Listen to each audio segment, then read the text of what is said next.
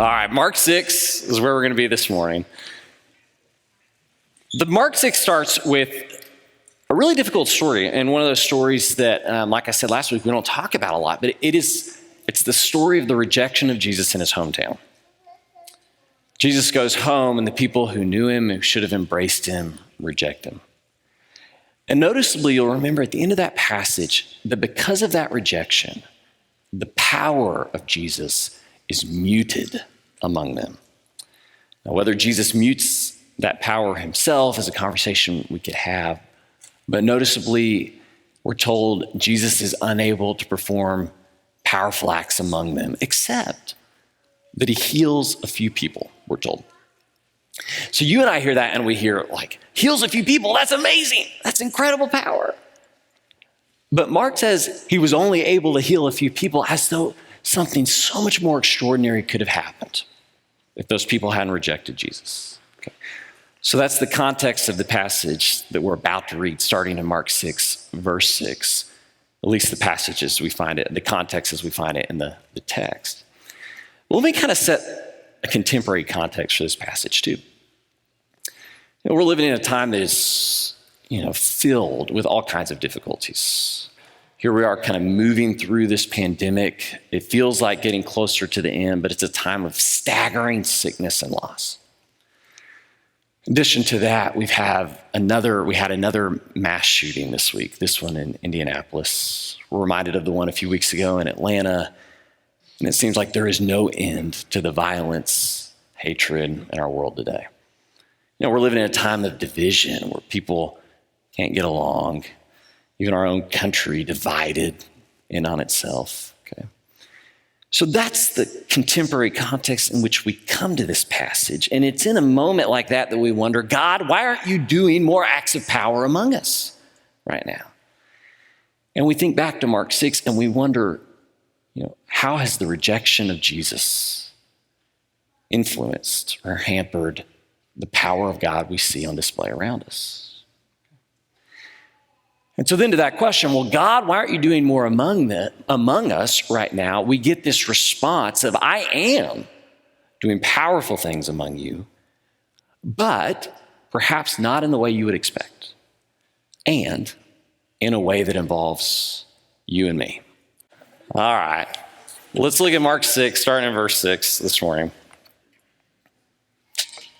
Mark 6, starting in verse 6. And then Jesus traveled through the surrounding villages teaching. So this is immediately after his rejection. And he called for the 12 and he sent them out in pairs. Talking about the 12 disciples, 12 apostles. And he gave them authority over unclean spirits. And he instructed them to take nothing for the journey except a walking stick, no bread, no bags, and no money in their belts. He told them to wear sandals, but not to put on 2 shirts. That's my favorite part. He said, whatever house you enter, remain there until you leave that place. And if a place doesn't welcome you or listen to you as you leave, shake the dust off of your feet as a witness against them. And so they went out and they proclaimed that people should change their hearts and lives. They should repent is the word. They cast out many demons. They anointed many sick people with olive oil and they healed them. Back in graduate school, I had this buddy. He was a deep thinking theology student. So taken, enamored by, perplexed by the deep questions of God that he couldn't be bothered to do things like comb his hair or wear socks. He always wore loafers, no socks. He didn't have time for socks. These were big questions. If you're trying to picture what he looks like, just picture what Alan Black looked like in the 70s. And that's probably it. All right. So midway through graduate school, he takes a job just to pay the bills. And you remember, I'm going to school in West Texas. And so he takes a job with a cowboy boot maker. And he's a master cowboy boot maker. And he sees something in my friend who just took this job to pay the bills, but he sees this potential in my friend, which I always thought was strange because my friend didn't wear socks. And we're talking about cowboy boots, but he sees something in my friend. And so he starts inviting my friend to do more and more with him, to work longer hours, to to teach him more of the trade of boot making. And over time, I'm seeing less and less of my friend in class and more about the boots that he's taking part in making. Eventually, he drops out of school. I kind of lose touch with my buddy. So the other day, I Googled him just to see what he's up to, and he is now a master bootmaker. And I don't know how much he thinks about theology anymore because his boots sell for thousands of dollars. So I've decided I'm going to think less about theology and more about boots too. So as I reflect on that, he was invited by the master to be an apprentice, to learn from him, to follow him, to be taught the trade. And he just gives himself fully to that until he became a master too. And I thought about that story as I was reflecting on this passage here in Mark 6, because here's these 12 that Jesus has called, these 12 men. And he calls them for reasons that we don't know. How many of you are watching The Chosen TV series? Are any of you watching this? It's a really incredible series. But what they try to do in that series, in addition to other things, is give background to the lives of the 12 apostles. You know, what was it about these 12 that Jesus saw that he thought they could come and do what he's doing? Well, Mark doesn't tell us those things. We don't know what Mark sees in these guys, but he sees something in each of them that leads him to come and say to them, "Come, follow me, and I will teach you how to fish for people." You know, the calling has three parts: come, be with me; follow me, stay with me; and I'll teach you. I'll equip you. You know, it's a calling to apprenticeship is what it is. And if you go back, and I challenge you to do this afternoon, if you go back and you read through the first 5 chapters of Mark, what you're going to see, even moving into Mark 6, the very beginning of Mark 6, everywhere Jesus goes, everything Jesus does, Mark tells us, and the disciples were there too. Whether he's eating in the home of sinners, whether he's healing a woman who's had a long-term illness, or raising a little girl from the dead. Wherever Jesus goes, whatever Jesus does, the disciples are right there, right behind him, following him, learning from him. They are apprenticing under the feet of the master. But then comes Mark 6:6. And Jesus takes these apprentices and he sends them away. He sends them out into the world, we're told. He doesn't send them out by themselves. He sends them out in pairs, but he sends them out. And we know what they've got to be thinking to themselves. Us? You're sending us? We're your apprentices. We're not masters. 50 years ago, these 2 scientists did a study where they examined all of the best chess players in the world, the masters and the grandmasters. And this is what they wrote about that. They said, there are no instant experts in chess, certainly no instant masters or grandmasters. There appears to be, not on record, any case where a person reached grandmaster level with less than about a decade of intense preoccupation with the game. We would estimate very roughly that a master has spent perhaps 10,000 to 50,000 hours staring at chess moves. Malcolm Gladwell famously wrote a book about this. Some of you have read that book, and he describes the 10,000 hour theory. And the idea is that if you want to be a master in anything, it's going to take at least 10,000 hours of practice. How many of you have a 6th or 7th grader in band right now? Can you imagine 10,000 hours more of trombone? Just let them quit, you know. All right. These guys, these disciples, have not spent 10,000 hours following Jesus. They are not masters. Even if you were to count the time they're sleeping, so if we were to give them 24 hours a day, 10,000 hours is well over a year. We don't think they've been with Jesus that long by now. And if you don't count the sleeping time, even if you gave them 12 hours a day, we're looking at almost 3 years of training under Jesus before they could be considered masters in this. Do you remember how long Jesus' ministry was? 3 years. Okay, just worth thinking about there for a second. So these guys are apprentices. They're not masters. and Jesus sends them out. What we have here, we have this transition taking place in their lives. It's a transition from apprentice, so learning about something, following in the footsteps of the master. It's the transition from apprentice to ambassador, to representative of the master.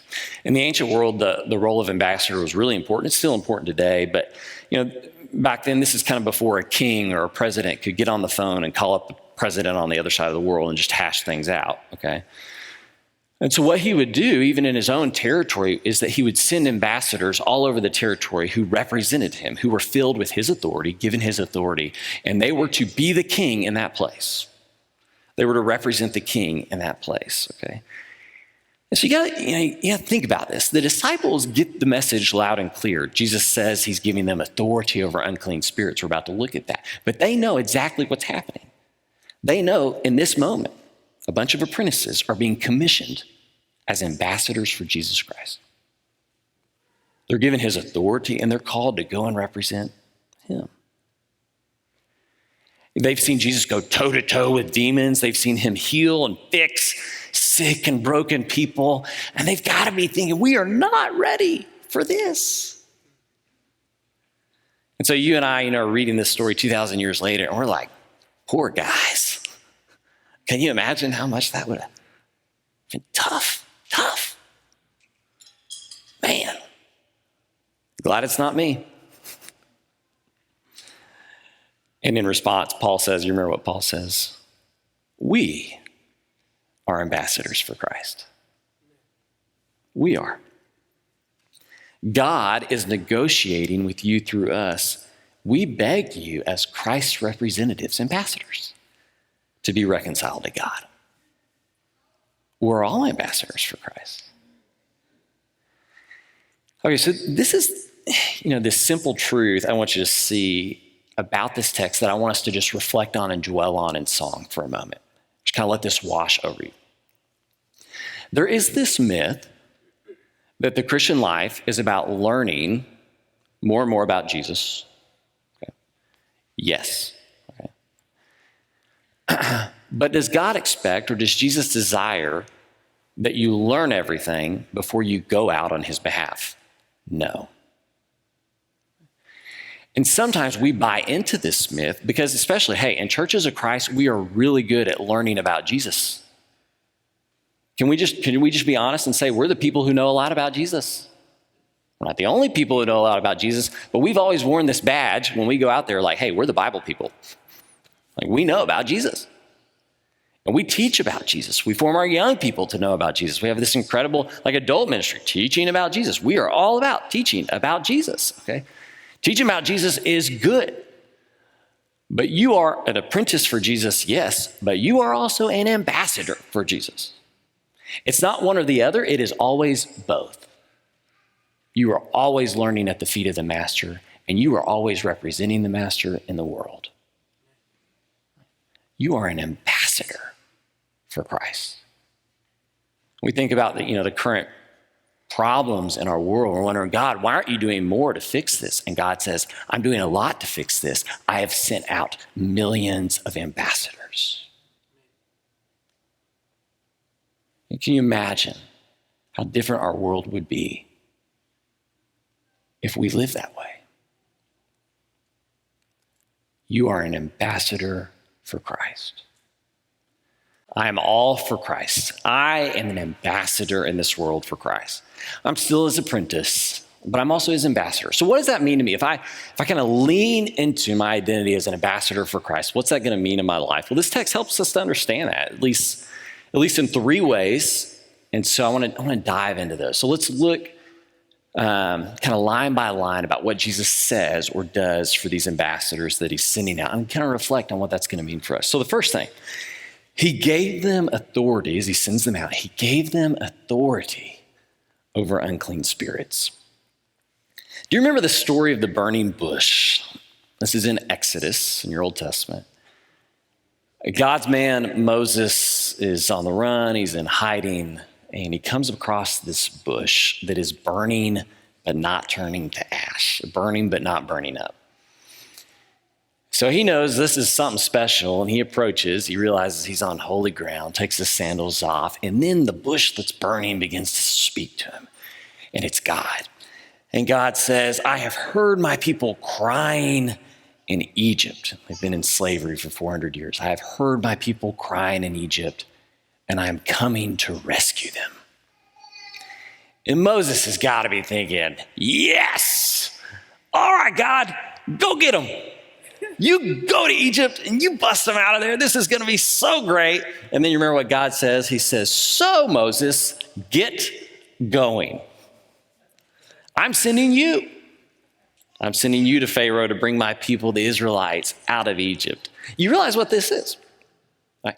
This is an appointment to an ambassadorship. Okay. The way that God is going to work in this foreign place is that God is going to send his representative to bring his people out.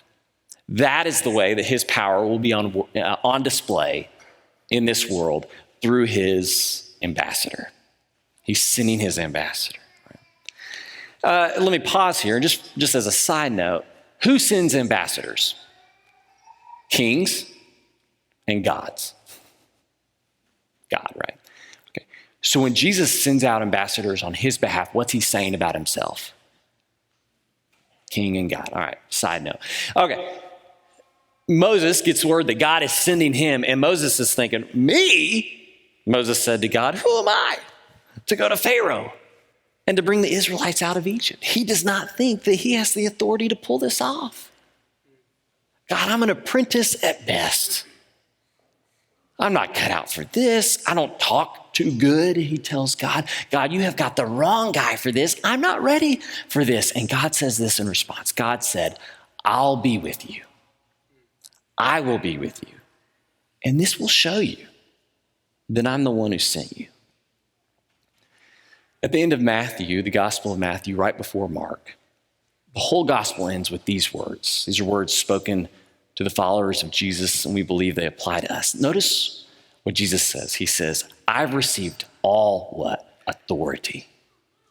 I've received all authority in heaven and on earth. Therefore, in that authority, go.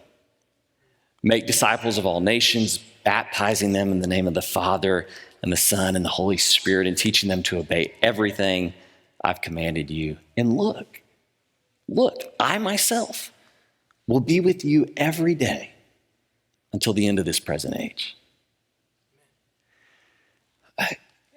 One of the burdens and also honors of being a minister is that I'm invited into people's lives at moments often when they have lost faith.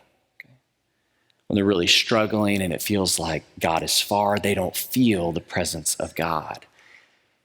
And so what we often think and what we tell ourselves is when I feel God's presence, then I'm going to go out. I'm going to do great things for God. If I'm not feeling it, I'm not going to go out because I'm not feeling it. But when I feel it, I'm going to go out. And what Jesus says is go out and you're going to feel my presence. You know, like when you go out as an ambassador for my sake, I am going to show up every time because all authority has been given to me. I'm going to give that authority to you by the grace and blessing of my presence with you every day. Okay, so if you're wondering, why don't I feel God? You got to ask yourself this question. Am I going out in God's name and for God's sake? Because there's this promise. When you do, I will be with you every day. I'll be with you. Okay, so that's the first thing it means. When I'm living as an ambassador for Christ, I'm going to experience his authority and presence in my life. Okay, but second, he says this to him. He instructed them as he sends them out. Take nothing for the journey except a walking stick, no bread, no bags, no money in their belts. He told them to wear sandals, but not to put on 2 shirts. And he said, whatever house you enter, remain there until you leave that place. So firstly, if I'm an ambassador for Christ, if I'm living my life as God's representative in the world, I'm going to experience his authority and power and presence in my life.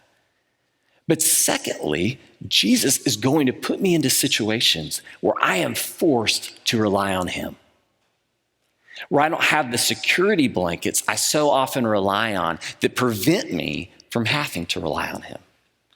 How many of you, you babysit for somebody, or you have a kid and they've got like a blanket or like a lovey. Our kids call it their bee. You know what I'm talking about? That thing they've got to have with them. Have you ever made the mistake of putting that thing in the wash right before bedtime and forgetting to move it to the dryer? Have you ever done this? Okay, and then your kid's trying to go to sleep without their safety, their security blanket. My kid's like, Dad, my bee! You know, the world is falling apart. You know what I'm talking about? Okay, all right. Apparently, y'all don't know what I'm talking about. Ron Wade, one of our shepherds, amazing man. A young dad from Highland was meeting with him not long ago, and he and his wife and their family, they were thinking about taking this huge step in their life as a family. And they believed it was a step that God was calling to. I mean, this was a step in the direction of obedience to God, but it was going to be a hard thing. And they did not know if they were cut out for it. And I'll tell that story another time. So he goes to Ron Wade, one of our shepherds, and he's talking to Ron about whether he should do this, and he's really struggling with it. And Ron just looks up from his coffee and he says, well, you know, I've never regretted a single decision I made in my life in which I had to totally rely on God. Well, how can you not do the hard thing after that? And here's the thing. He and his family stepped into that hard thing because of it, and God's graces have been unceasing. Okay, my faith will only grow if I'm in situations where I have to rely on God. If I'm always able to rely on what I bring to the table, on what I provide, I will never be forced in positions where I have to rely on God.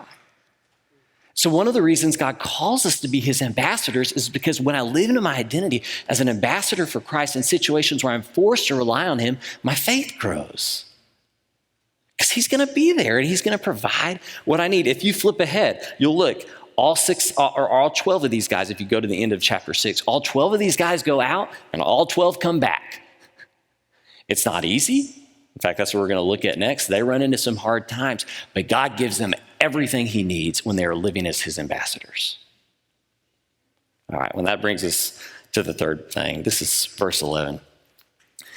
If a place doesn't welcome you or listen to you when you're an ambassador for Christ, as you leave, shake the dust off your feet as a witness against them. Our oldest is playing coach pitch baseball right now, Noble. And just for the record, that's any sport where the dad is put in a situation where he might strike out his own kid. Like there's a problem there. And but it's the first game of the season. I'm not pitching. Murray Butler, who goes to Highland, good friend, he's pitching. He's coaching too. And it's 9-2. We're down. We're way out of this game. They get 2 outs on us, but then our boys start this little 2-out rally. Everybody's getting a hit. We're bringing in runs, and all of a sudden we were back in this game. And then I see that Noble's coming up on the lineup. And I start praying, okay? And here's what I'm praying. God, let one of these other boys strike out.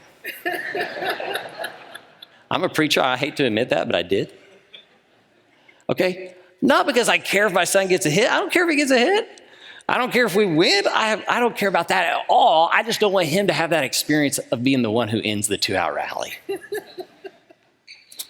Oh, Noble gets up to the plate, though. The rally's still going, and strike 1, strike 2. I've been praying. At this point, I stopped praying. And instead, I'm trying to access Luke Skywalker's force. I'm trying to will that ball to hit that bat.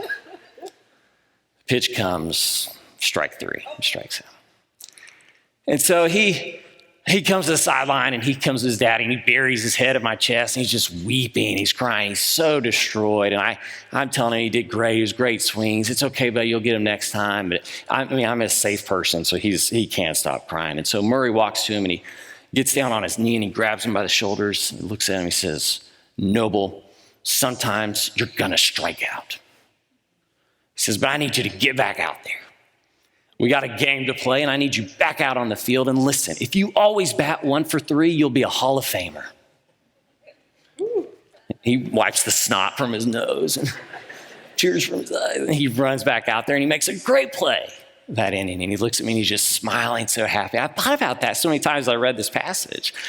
Because what Jesus says is when you are living as my ambassador, you will strike out. There will be people who reject you. Living as the ambassador for Christ does not mean you're going to bat 1,000. Right? You are going to strike out. What's the big deal?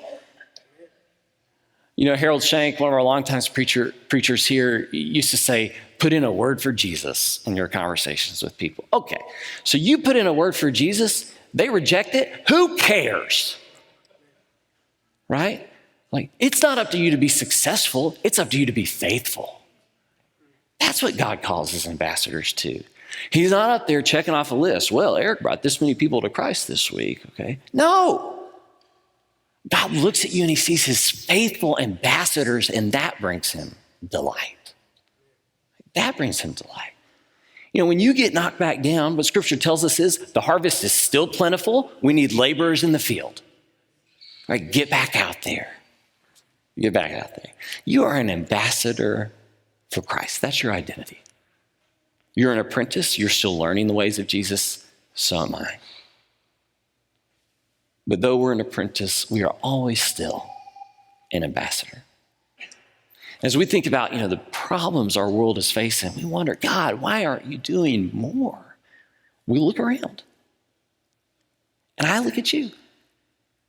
And I think about the things you are doing in the places you work and the schools you go to and the community in which we live, the things that those are doing who are watching us online, who are scattered around the world. And I think God is doing so much through you. When you and I live as ambassadors for Christ, we're going to experience his authority and presence and power in our lives. If your faith is struggling right now, step out. Put in a word for Jesus. Okay. When you and I are living as ambassadors for Christ, we're going to learn reliance on Jesus. We're going to be put in situations by Jesus in which we don't have the security blankets we so often need. And because of that, we are going to be forced to rely on him, and he will always provide. Your faith will grow as you're an ambassador for Christ. And then lastly, when we're an ambassador for Christ, we're going to learn how to fail for Jesus. We're going to go out there and we are going to strike out. People are going to tell us no. But what the world needs is not more successful people. It needs more resilient people. People who can get knocked down and keep going for Jesus' sake. You and I are ambassadors for Jesus Christ. You're an ambassador for Jesus Christ. The King of the world has chosen you. That is a high calling, but it is our calling.